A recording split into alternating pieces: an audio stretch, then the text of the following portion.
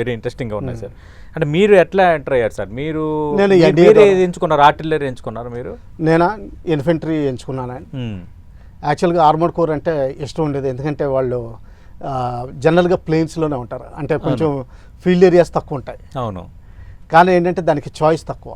So infantry optional అయింది. అప్పుడు Madras regiment ఎంచుకున్నాను. Okay sir. ఎందుకంటే మన సౌత్ ఇండియన్ ట్రూప్స్ ఉంటారు, బేసికలీ ఫుడ్ హ్యాబిట్స్, భాష కొంచెం ఈజీగా కలుస్తుంది. Okay sir. అంటే ఇప్పుడు అందులో జాయిన్ అయ్యారు. ఎక్కడ సార్ ఫస్ట్ పోస్టింగ్? ఎక్కడ ఫస్ట్ పోస్టింగ్ నాది గుల్మర్గ్ వచ్చిందండి. గుల్మర్గ్ అది ఎక్కడ ఉంది సార్? కాశ్మీర్లో ఉంది గుల్మర్గ్. అంటే అప్పుడు మీరు ఎట్లా స్టార్ట్ అయ్యారు సార్? ఇప్పుడు అక్కడ నుంచి మీకు అంటే ఏ డిజిగ్నేషన్తో స్టార్ట్ అయ్యారు? అప్పుడు ఆ రోజుల్లో సెకండ్ లెఫ్టినెంట్ అని సింగిల్ స్టార్ ఒకటి ఉండేదండి. Second lieutenant. ఇప్పుడు అది పే కమిషన్ తర్వాత కొన్ని పే కమిషన్ల తర్వాత పే ప్యారిటీకి అని చెప్పి తీసేశారు. ఇప్పుడు లెఫ్టినెంట్ తోటి స్టార్ట్ అవుతుందండి. ఓకే. మా టైంలో సెకండ్ లెఫ్టినెంట్ ర్యాంక్ ఉండేది. మీకు కమిషనింగ్ అంటారు, ఐఎంఏలో కమిషన్ అవుతారు. ఓకే. ఈ కమిషన్ అన్నది ఏంటంటే ప్రెసిడెంట్ ఆఫ్ ఇండియా సైన్ చేస్తాడండి, అంటే ఒక వారెంట్ కింద. మిగతా ఐఏఎస్ సివిల్ సర్వీసెస్కి ప్రెసిడెంట్ ఆఫ్ ఇండియాకి సంతకం పెట్టాల్సిన అవసరం లేదు. ఓకే. ఇది ఒక్కళ్ళి మీకు కమిషన్ చేసిన, అంటే ఇదేంటంటే అంతకుముందు బ్రిటిష్ కల్చర్ నుంచి వచ్చిందండి. ఏంటంటే ఎవరైతే కమిషన్ ఇచ్చారో, అంటే ఓ జమీందారి కమిషన్ ఇస్తే ఆయనే మనుషుల్ని కత్తుల్ని తీసుకురావాల్సి వచ్చేది. అంటే ఒరిజినల్ కత్తుల టైంకి వెళ్తే ఎన్ని కత్తులు, ఎన్ని ఈటలు, ఎన్ని తీసుకురావాలి, ఆయనే ప్రొవైడ్ చేయాలి. అందుకని చెప్పి ఆయనకి డబ్బు ఇచ్చేవారు అనమాట. అందుకని కమిషన్ అన్నట్టుగా వచ్చేది, కమిషన్ ఆఫీసర్. ఈ ర్యాంక్స్ జీవితాంతం ఉంటాయండి. రిటైర్డ్ అయిన తర్వాత నేను కల్నల్ రిటైర్డ్ అంటారు, కల్నల్ సోన్స్ రిటైర్డ్ అంటారు. అవునా సార్? ఇది తప్పు. చాలా మంది కల్నల్ రిటైర్డ్ అని రాస్తారు, అది తప్పు designation. I will remain a colonel through out my life.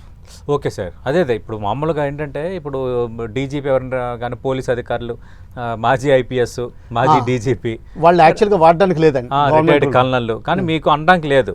నన్ను కల్నలే అనాలి. ఓకే, కల్నల్ అనాలి. ఓహో, ఎస్ సార్, గ్రేట్ సార్. అంటే ఇప్పుడు మీరు గుర్గామ్ మీరు చెప్పారు కదా సార్, మన కాశ్మీర్లో స్టార్ట్ అయ్యారు, తర్వాత ఇప్పుడు కల్నల్గా రిటైర్ అయ్యారు. ఎన్ని సంవత్సరాలు సార్ చేశారు సార్? 32+ అయిందండి. 32+. అంటే రిటైర్ అయ్యే టైంకి కల్నల్ నాకు ఏజ్ 54 అండి. కల్నల్స్ 54లో రిటైర్ అవుతారు ఒకవేళ ప్రమోషన్ రాకపోతే.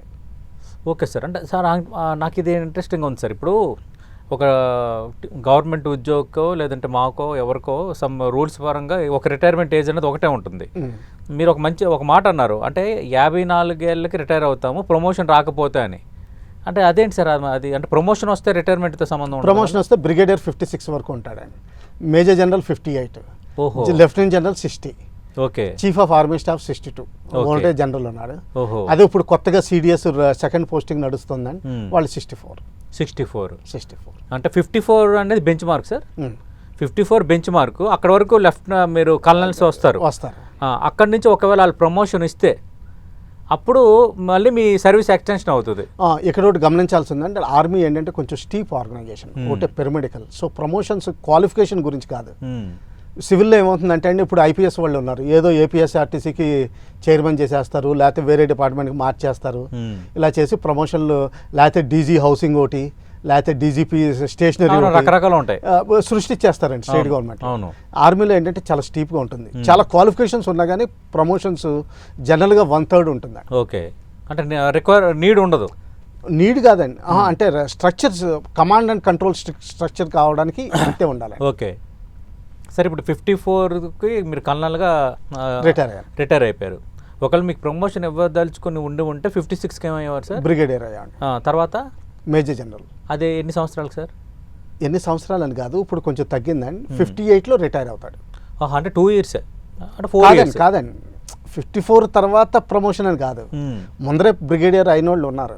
అంటే ఇప్పుడు ఏజ్ కూడా కొంచెం తగ్గించారండి, ఎందుకంటే యంగ్ ప్రొఫైల్ తీసుకురావడానికి.